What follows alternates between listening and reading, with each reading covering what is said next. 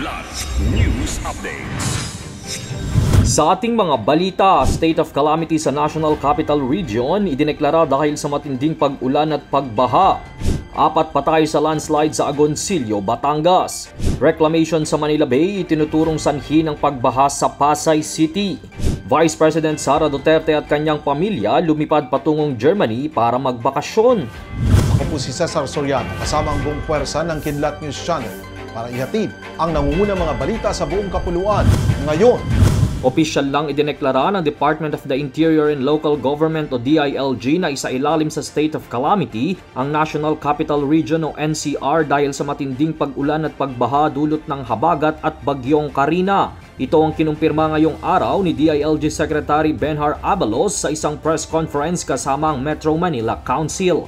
Ayon kay Abalos, malaking tulong ito upang agad makapagresponde ang mga lokal na pamahalaan sa NCR sa mga apektadong residente. Samantala, nagsagawa rin kanina ng isang situation briefing si Pangulong Ferdinand Marcos Jr. sa NDRRMC headquarters sa Camp Emilio Aguinaldo, Quezon City. Ayon kay PBBM, nakapag-allocate na ang gobyerno ng 2.88 billion pesos na calamity aid at naka-standby na rin ang nasa 4,500 na government personnel para sa search, rescue and retrieval operations. Una nang napamahagi ng gobyerno ang nasa mahigit 43 million pesos na calamity assistance para sa mga apektadong lugar sa Visayas at Mindanao. 4 na katao kabilang ang isang buntis na babae ang nasawi sa landslide sa barangay Subic, Ilaya, Agoncillo, Batangas dahil sa sama ng panahon. Kinilala ang mga biktima na miyembro ng pamilya Rimas kung saan isang 6 na buwan na buntis na 28 anyos at 3 menor de edad na may edad na siyam, 13 at 15 ang kinilalang mga biktima sa ad ng lokal na government ng Agoncillo sa Facebook. Base sa police report ng Police Regional Office 4A, nasa loob ng kanilang bahay na gawa sa kawayan at kahoy ang mga biktima ng nangyari ang landslide. Napansin lamang ng kanilang mga kapitbahay ang landslide nitong umaga ng Miyerkules bandang 5:30 AM. Ngunit ayon sa pulisya, nangyari pa ang insidente noong Martes bandang alas 9 ng gabi. Nilikas naman ng Agoncillo LGU ang mga residente malapit sa lugar. Pinaniniwalaan ng ilang senador na ang reclamation project sa Manila Bay ang sanhi ng abot-tuhod na pagbaha sa Senate compound sa Pasay City. Sa isang text message sa mga reporters, inamin ni dating Senate President Juan Miguel Zubiri na naniniwala siya na isang reclamation project kung bakit binaha ang ilang parte ng Jokno Boulevard.